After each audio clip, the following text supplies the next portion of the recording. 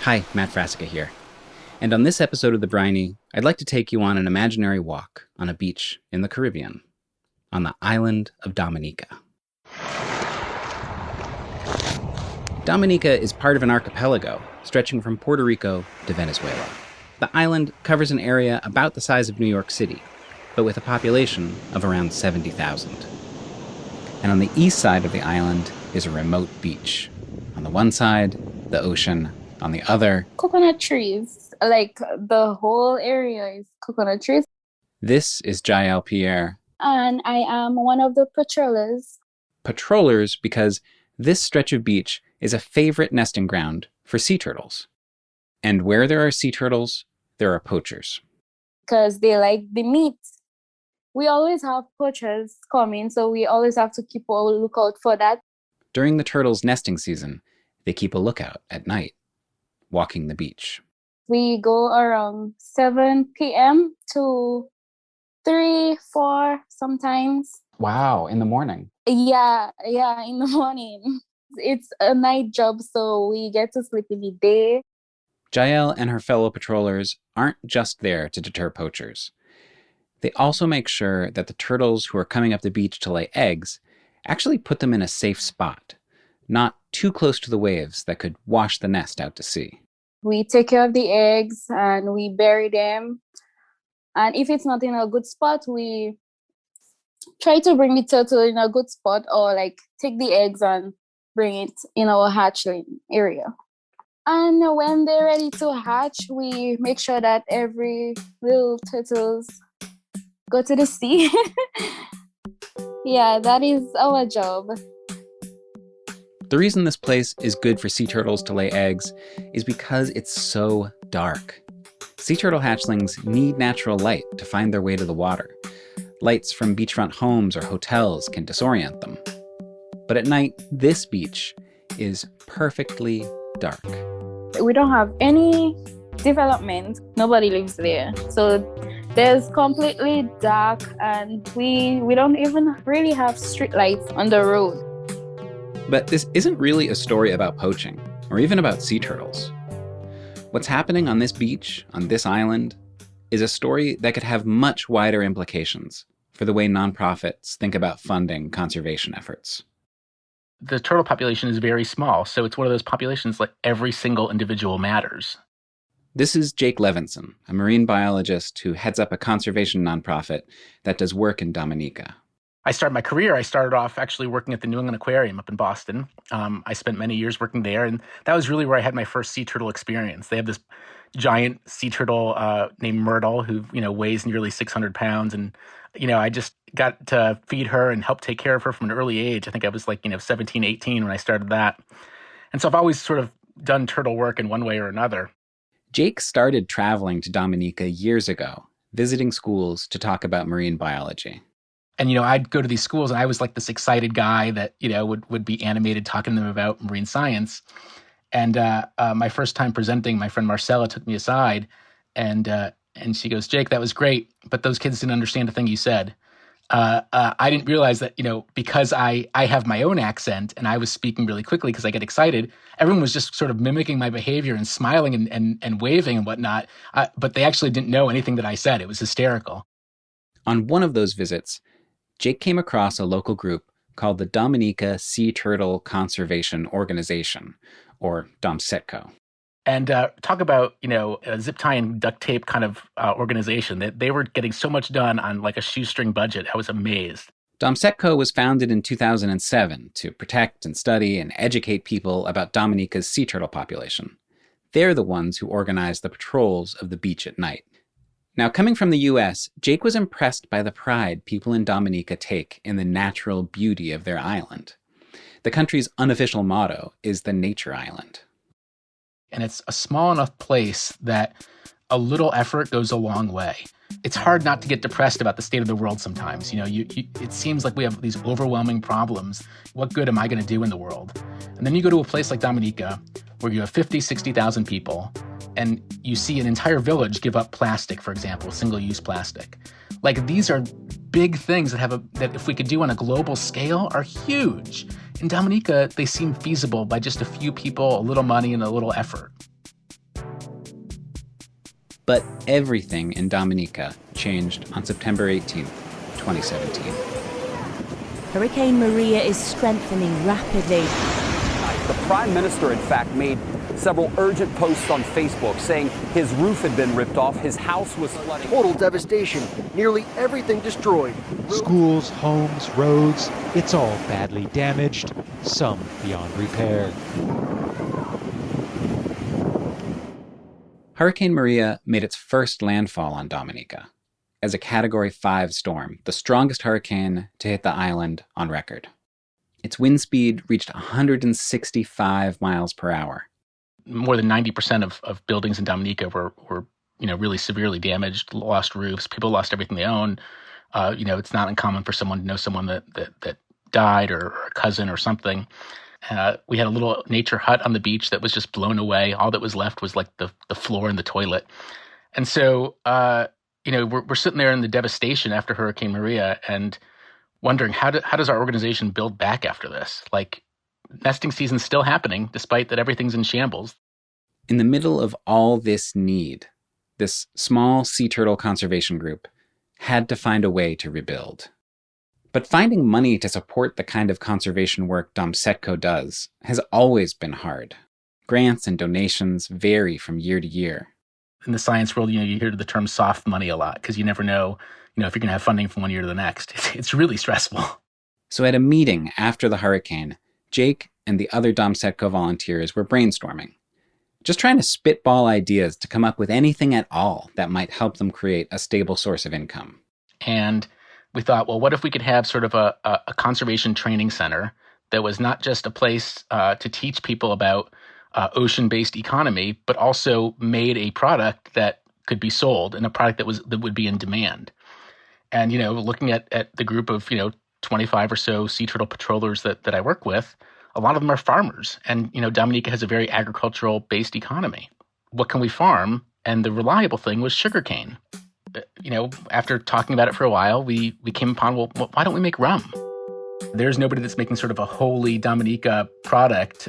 Farm to flask is sort of the phrase I keep using in my head. And there's certainly nobody in the world that I know of that is taking a nonprofit organization. Literally the same people that patrol sea turtle beaches are the ones growing the cane and running the juicer and all that stuff. So I don't know of any organization that's doing that. Agriculture used to be the major employer in Dominica, especially bananas. But Maria wiped out the agriculture sector on the island. According to Jael, folks in Dominica really want to diversify their crops, and a rum distillery would provide a steady buyer. Oh, they are ready.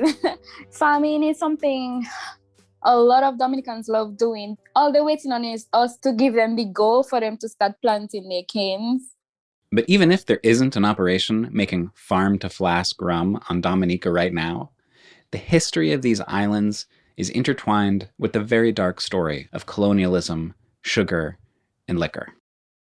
For hundreds of years, European merchants brought enslaved people from Africa to work sugar plantations in the Caribbean, then sold the sugar to distilleries in America to make rum. Yeah, rum has a really bad history. The slaves that were brought to farm sugarcane, the descendants of, are now running their own distillery. And everyone there is doing it. They have ownership of it. It flips the paradigm upside down of, rather than taking advantage of the people on these islands to produce something, they're producing and generating wealth out of their own resources. And that means a lot to me, and I think it means a lot to folks there too. Of course, that's Jake Levenson, white guy from Massachusetts talking. I asked Jael whether she thought Jake's plan seemed neocolonial to her. I've never thought about that. To be completely honest, that never crossed my mind. When he was talking about it, and then when I see it come into life, I say, wow, that is really a good idea. helping sea turtles by selling rum. When I first heard about it, it sounded like such a bizarre pairing. The kind of merch I imagine from a nonprofit is more like t-shirts, tote bags, coffee mugs. But then again, I guess it's kind of like a brewery issuing a special edition IPA to fund a local charity. You give folks something they kind of want anyway, and let them know at least some of the money goes to a good cause. And it turns out, Dominica's sea turtle conservation rum wouldn't even be the first sea turtle conservation rum. Yes, I'm David Godfrey. I'm the executive director of the Sea Turtle Conservancy. The Sea Turtle Conservancy is basically the big organization working with sea turtles in the US. They've been around since 1959, and they have a budget of $4.5 million. But David told me he's also faced the same fundraising pressures that the much smaller DomSeTCO has. You ultimately are relying on the goodwill of people, corporations, foundations, others who give you money to support your work. It's a very useful tool to think outside the box once in a while about the ways that you can generate financial support for any nonprofit and conservation in particular. So what does thinking outside the box mean? Well, in Florida, when you register a car, you can get a sea turtle license plate. I designed that tag. I wrote the legislation for it. It had a very altruistic purpose, was to create a permanent funding source for the state's marine turtle protection program. The Sea Turtle Conservancy also sells a whole bunch of merch, like bracelets made in Costa Rica, where they have one of their program sites. So when I told David about this idea of selling rum to finance sea turtle conservation, he wasn't surprised. It's not unheard of. In fact, we have a current partnership with a rum company. David told me in the past they've worked with a giant global liquor company to develop a sea turtle-themed rum. The liquor company was in charge of actually making and distributing the rum with the Sea Turtle Conservancy's logo on it, and the Conservancy got a percentage of the profits. And David says that's a much more efficient model than his organization going out and making its own rum. You would have to know a lot more about spirits production, bottling, marketing. We'd be really hard-pressed to come to the conclusion that that's an effective use of our time. Jake says his organization has a different mission than the Sea Turtle Conservancy. This isn't about giving a percentage of profits to an NGO to then give grants to do good stuff. This is about getting people jobs, and 100% of the effort goes back into the communities where this stuff happens. In some ways, the fact that making rum takes a lot of work is actually kind of the point. According to Jake, if you zoom out from saving Dominica's sea turtles to look at the economy of the entire island, the thing that's driving turtle poachers is poverty. Not having enough to eat or not having a good source of income to replace the money they can get from selling the turtles. I'm trying to address those very basic needs so that people can worry about conservation. Because right now, conservation is not on people's mind because they're trying to figure out, what do we do for dinner? What do we do tomorrow? What do we do right now?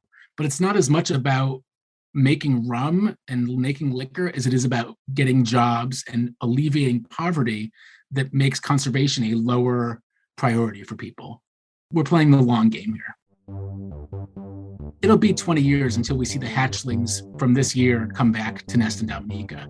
If this organization is going to survive for that kind of time period, they need to have their own resilient source of income. It's not soft money. Jake and DomSeTCO have finished construction on their new hurricane-safe distillery building. They shipped a still and a boiler from the United States and lined up farmers to supply sugarcane. Their first batch of rum is fermenting right now. And if everything goes right, sometime, possibly later this year, their first bottles of rum will go on sale. The much larger question of how to pay for wildlife conservation. If Jake and DomSeTCO can make it work with rum, it'll be good news for Dominica's sea turtles. But it could also show a way for other conservation groups to work with the communities they're embedded in. The Briny is a proud member of Hub and Spoke, a collective of independent audio producers making great podcasts. You should listen to them all, but today I'm singling out Iconography, a tour of the icons, real and imagined, that define our sense of a place, and that are defined by that place in turn. If you like The Briny, there's a great iconography episode all about the movie Jaws that you should definitely check out.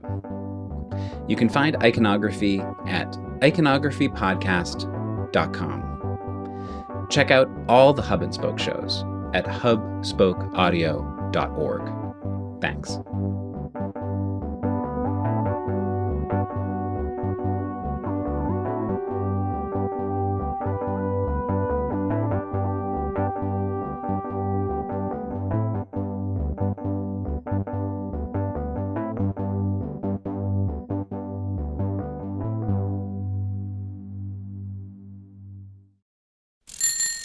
Hub and Spoke Audio Collective.